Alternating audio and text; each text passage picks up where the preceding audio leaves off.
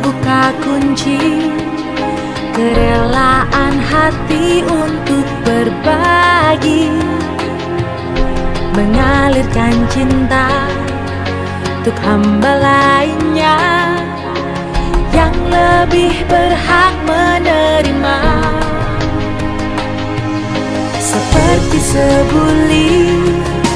Sebelumnya kita ketahui bersama, rumah ini menelan biaya dengan jumlah 48 juta rupiah. Itu sudah semuanya. Sampai hari ini kita bisa lihat ini menelan biaya dengan jumlah 48 juta rupiah. Diambil dari pos zakat Al-Lazismu Ketawi Kemau.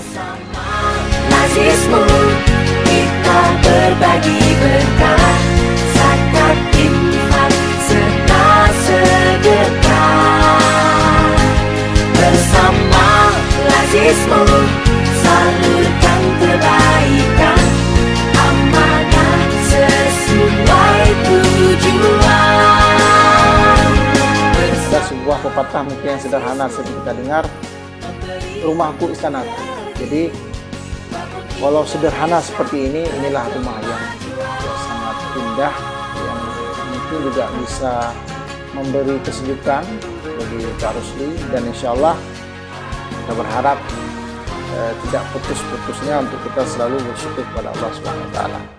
Perilaku yang bermanfaat,